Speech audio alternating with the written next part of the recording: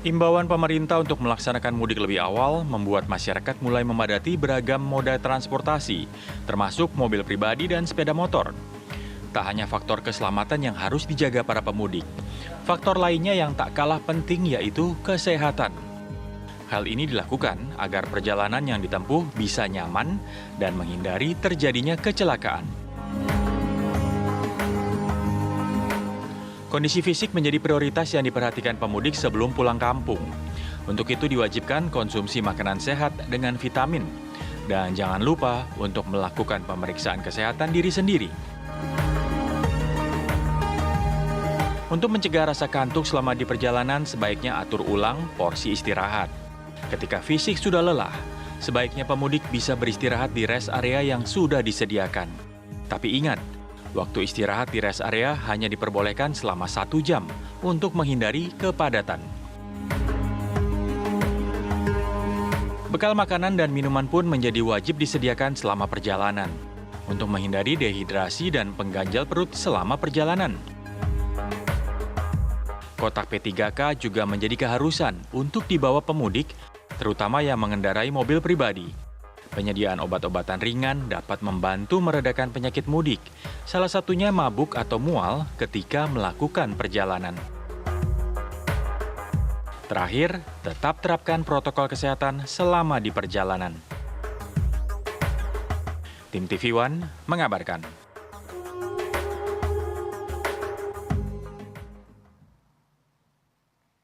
Baik, sebelum kita ngobrol-ngobrol sama narasumber dan kita ngecek bagaimana jalur-jalur yang biasa digunakan oleh pemudik, kita akan update dulu nih perkembangan terkini COVID-19 di wilayah Indonesia sampai dengan kemarin, Vi. Ini masih ada... Oh, ini kabar gembira sebetulnya loh. Tuh, lihat tuh. Udah jauh ya, berbeda ya? Bukan masalah jauh dibandingkan... lagi. Yang sembuhnya dahsyat loh, Masya Allah. Yang sembuhnya ada di angka 14.416, kemudian yang kasus baru 585 dan yang meninggal dunia 41. Ya ini tetap harus waspada juga, ya, pasti, jangan sampai begini jadi akhirnya kita lalai ya saat mudik ya. Dia. Makanya masker ya jangan sampai lepas dari wajah kita, ya kan? Bukan masker kecantikan ya, tapi masker yang kayak gini nih pemirsa nih. Takutlah salah lagi saya nanti, ya kan? Dan juga vaksin booster COVID-19 jangan juga dilupakan. Oke, langsung saja kita coba pantau juga kondisi lapangan dan dengarkan Pak Dokter berikut ini ya, yang akan kita jadikan sebagai narasumber. Ini sudah ada Dokter Deksa ya. Ini influencer kesehatan influencer kesehatan ya. Nah, selamat pagi, Dok. Selamat pagi, gimana kabar? Selamat pagi. Selamat pagi, kabar baik, dokter. sehat Dok, Alhamdulillah.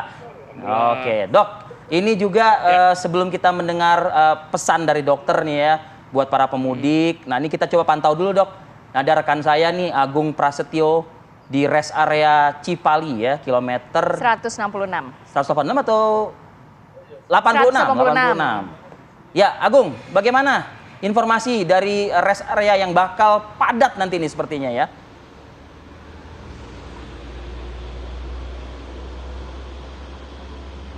Iya, terima kasih Arif Fadil juga pemirsa arus mudik dan ataupun Hari Raya Idul Fitri sudah semakin dekat, di mana sejumlah rest area yang berada di ruas tol Cipali tengah disiapkan ataupun fasilitas-fasilitas yang ada di rest area terus dilakukan kebersihannya oleh pengelola tol, di mana saat ini kami mengabarkan di rest area kilometer 86 wilayah Subang, Jawa Barat, di mana fasilitas yang ada di rest area ini yaitu seperti adanya musola yang memang yang cukup luas dan tidak selain itu juga ada toilet yang cukup bersih, dan kami juga tadi sempat melihat langsung di mana selain toilet ada tempat kuliner ataupun food court.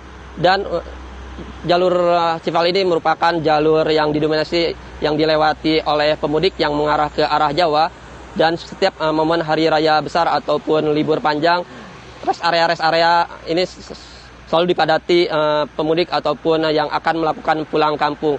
Dan tadi kami juga memantau sejak tadi pagi hingga saat ini banyak sejumlah pemudik yang melakukan perjalanan mudik lebih awal karena untuk menghindari kemacetan, dan selain itu juga sudah masuk masa libur sekolah. Dan untuk mengenai kebijakan pembatasan di rest area sekitar 1 jam, ini juga menuai pro dan kontra bagi para pemudik.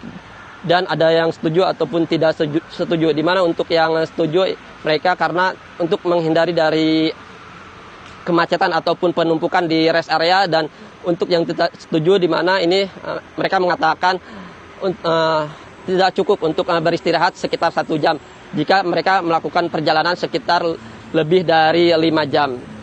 Arif, sementara itu kembali ke Anda di studio. Di rest area tempat Anda ini adakah stasiun pengisian bahan bakar?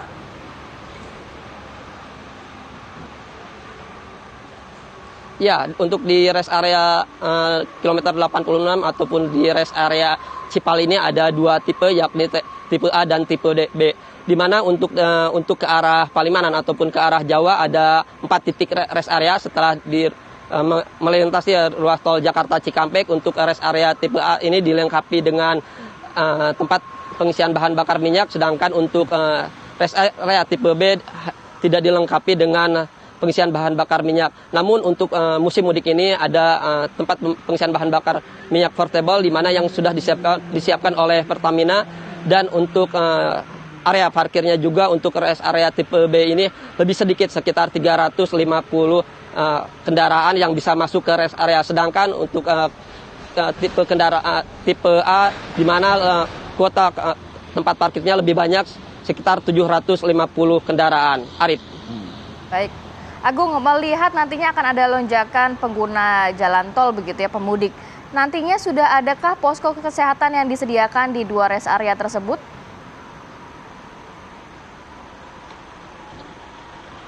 Ya, kalau kami lihat di rest area kilometer 86 sejumlah posko pengamanan dari pihak kepolisian ataupun posko BPBD dari daerah setempat sudah disiapkan, namun sejumlah perawat ataupun pengamanan belum kami lihat di rest area ini. Namun untuk sejumlah posko sudah disiapkan dan sejumlah fasilitas-fasilitas lainnya juga sudah disiapkan.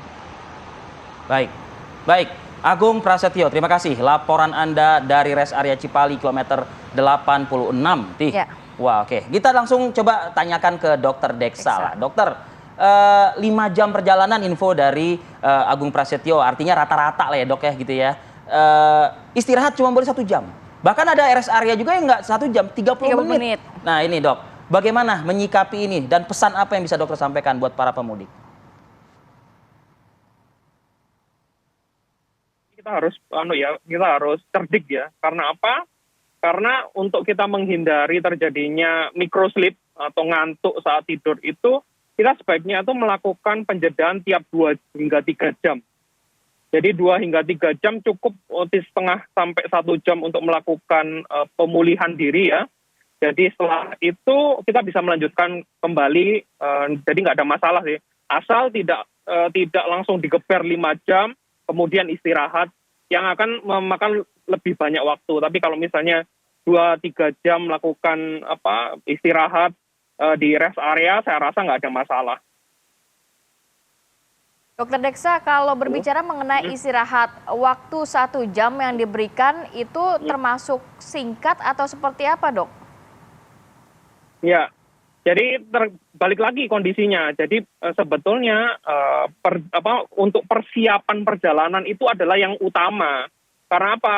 Jadi dia harus tidur terlebih dahulu 7-8 jam agar segar, kemudian status kondisi tubuh juga hidrasinya atau minumnya juga harus cukup sehingga tidak terjadi dehidrasi. Sehingga pada saat melakukan perjalanan berhenti tiap 2 hingga 3 jam, kemudian melakukan pemulihan setengah sampai 1 jam, saya rasa sudah lebih dari cukup. Jika pun tidak cukup, nanti misalnya dia harus perjalanan dari Jakarta ke Surabaya ya, paling jauh misalnya lewat tol, di tengah-tengah di area Semarang atau di area Jawa Tengah gitu bisa keluar terlebih dahulu kalau misalnya ngantuk, istirahat di hotel sementara, terus kemudian lanjutkan perjalanan bisa. Jadi masing-masing harus punya planning dan strategi yang jelas. Jadi kalau misalnya kondisinya dia nggak terbiasa menyetir panjang, ya nggak usah dipaksakan. Jadi lebih baik istirahat sebentar-sebentar, tapi bisa bisa sampai tujuan dengan selamat, itu yang utama sih. Ya, itu artinya kan kita kan bisa memaintain vitalitas kita dan juga tingkat optimal kesehatan kita juga begitu.